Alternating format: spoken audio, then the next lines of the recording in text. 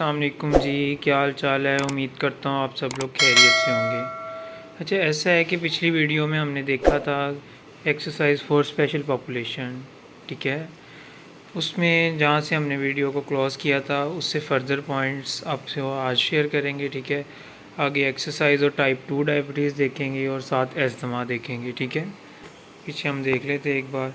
Exercise करवानी है type 1 में फिट के प्रिंसिपल को लेके, हाइपोग्लाइसीमिया को कंट्रोल करना है, उसमें ना जाए ग्रेडेड एक्सरसाइज टेस्ट करवाने हैं, ठीक है।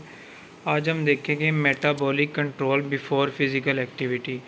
जब फिज़िकल एक्टिविटी कोई भी करवानी है उससे पहले मेटाबॉलिक कंट्रोल को देखना है, ठीक है।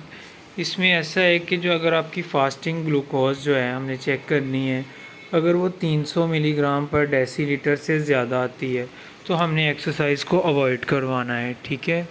इसी तरह अगर जो कीटोसिस वाली जो होती है डायबिटीज़, जो कल भी हमने पढ़ी थी कीटोसिस डायबिटीज़, वो 250 मिलीग्राम पर डेसीलीटर से ज़्यादा हो तो फिर भी हमने एक्सरसाइज नहीं करवानी। जब इसका रीज़न मेन क्या है जी, जब ग्लूकोज़ पहले ही ज़्यादा होती है, जब हम एक्सरसाइज ज़्यादा ग्लूकोज़ में करते हैं तो वो ग्लूकोज़ एकदम से और इंक्रीज़ हो जाती है। इसी तरह कीटोसिस कीटोसिस क्या है, कीटो एसिड होता है। जब हम एक्सरसाइज करते हैं तो हमारा जो लैक्टिक एसिड है वो भी कीटो एसिड है ना, वो इंक्रीज़ हो जाता है। जब ऑलरेडी वो इंक्रीज़ है और शुगर इंक्रीज़ पहले से है तो उसके बढ़ने से और इंक्रीज़ हो जाएगी, ठीक है। Ingest carbohydrate if glucose is less than 100 milligram पर डेसीलीटर। जब ग्लूकोज जो है वो 100 मिलीग्राम पर डेसीलीटर से कम होगी तो आपने कोई भी कार्बोहाइड्रेट वाली चीज़ खा लेनी है, ठीक है। मिसाल के तौर पे अब रोटी तो नहीं वहाँ पे खा सकते, अगर मिसाल के तौर पे कुछ नहीं तो हम लेज़ जो है उस वो भी कार्बोहाइड्रेट है, चॉकलेट है, टॉफ़ी है जिसमें कार्बोहाइड्रेट प्रेजेंट है, ठीक है। तो जो कि हाइपोग्लाइसीमिया को होने से बचाता है, ठीक है। आगे क्या है, blood glucose monitoring before and after exercise. इसमें क्या है जी, हमने पहले और बाद में चेक करते रहना है कि फूड को देना है या इंसुलिन लगानी है, कुछ भी देख लेना है, ठीक है। Learn how blood glucose respond to different type of exercise. Type of exercise हमने पहले ही पढ़ा है, स्ट्रेंथ ट्रेनिंग करा सकते हैं, इंड्योरेंस ट्रेनिंग, जो भी करवानी है देखना है कि किस पे ब्लड ग्लूकोज का रिस्पॉन्स, उस हिसाब से हमने एक्सरसाइज करवानी है, ठीक है। अगर किसी एक्सरसाइज से बहुत ज़्यादा कम हो रहा है तो उसको अवॉइड करवाना है, जिससे बहुत ज़्यादा ग्लूकोज बढ़ रही है उससे अवॉइड करवाना है, ठीक है। तो ये पर्सन बाय पर्सन वेरी करता है। आगे क्या है, फूड इनटेक है। फूड इनटेक में क्या है जी, consume carbohydrate to prevent hypoglycaemia, ये पहले भी पढ़ लिया है। Carbohydrate should be readily available during and after exercise, आपके पास होना चाहिए, ठीक है। Drink extra fluid. आगे क्या है जी, एक्सरसाइज और टाइप 2 डायबिटीज़। इसमें जो है वो एक्सरसाइज प्राइमरी ट्रीटमेंट है, उसमें एक्सरसाइज जो है वो प्राइमरी ट्रीटमेंट नहीं था, ठीक है। हेल्प ट्रीट ओबेसिटी, ओबेसिटी को control, blood glucose control, insulin की रेजिस्टेंस को डिक्रीज़ कर देना है, रेजिस्टिविटी को डिक्रीज़ कर देना है, जबकि एक्सरसाइज डिक्रीज़ कर देती है, जबकि सेंसिटिविटी को इंक्रीज़ कर देती है, ठीक है। कार्डियोवास्कुलर डिजीज़ को सारा ट्रीट करता है, ठीक है। वेट लॉस को प्रमोट करता है, मेंटेन करता है। इसमें एक्सरसाइज क्या है, 50 to 90% हार्ट रेट, जो टारगेट हार्ट रेट हमारा होता है। टारगेट हार्ट रेट कैसे फाइल करते हैं वो हमने पहले ही पढ़ा है, 220 माइनस एज से निकाल दे। अगर मिसाल के तौर पे मेरी 22 साल एज है तो 198 टारगेट हार्ट रेट बनेगा, एस्टिमेट 200 ही लगा लें।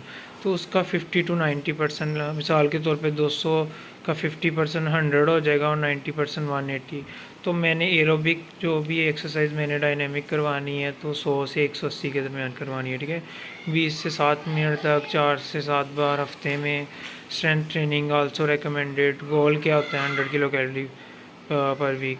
क्या मेडिकेशन डोजेज, कोई भी मेडिकेशन देनी है, कोई भी मेडिसिन देनी है तो उसकी इस तरह डोज कर देनी है कि एक्सरसाइज के दौरान वो हाइपोग्लाइसीमिया ना काज कर जाए, ठीक है। आगे क्या है, impaired fasting glucose. Fasting glucose 100 से 125।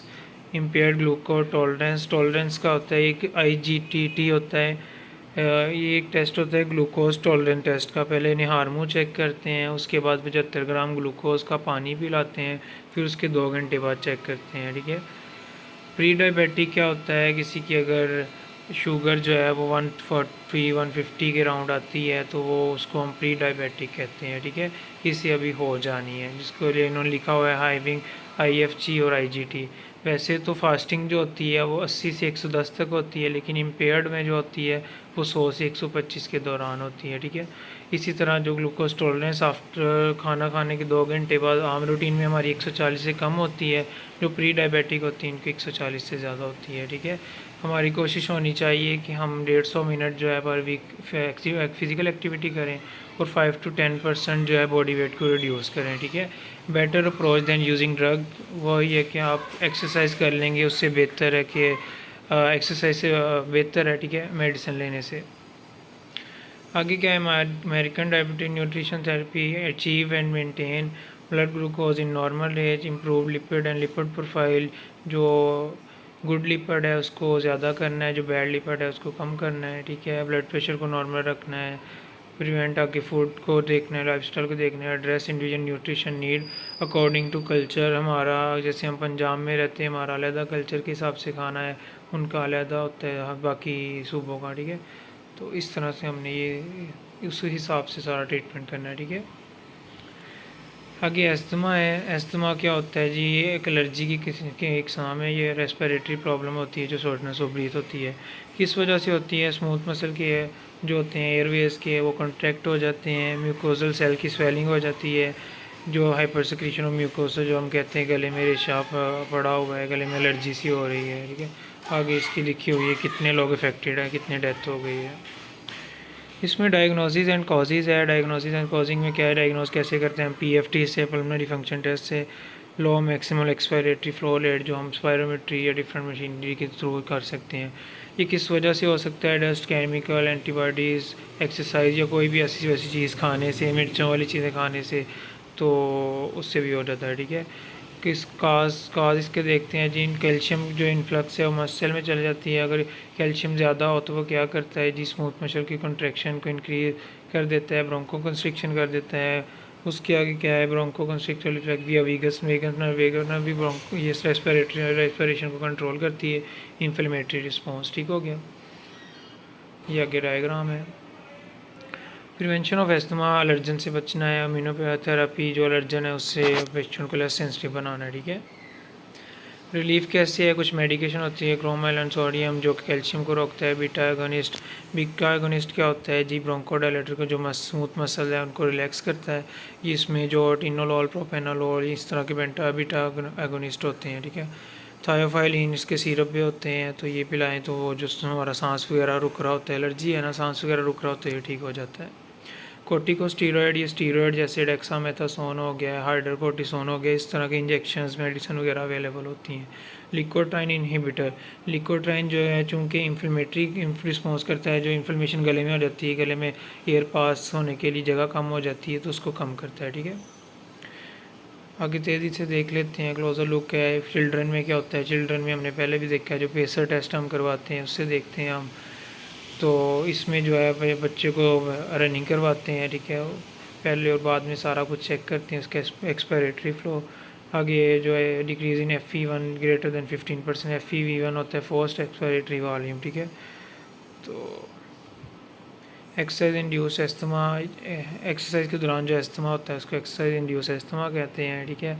एस्थमा और कॉमन इन एस्थमेटिक्स कौन से होते हैं जिनकी फैमिली हिस्ट्री पहले से ही चल रही आ रही है।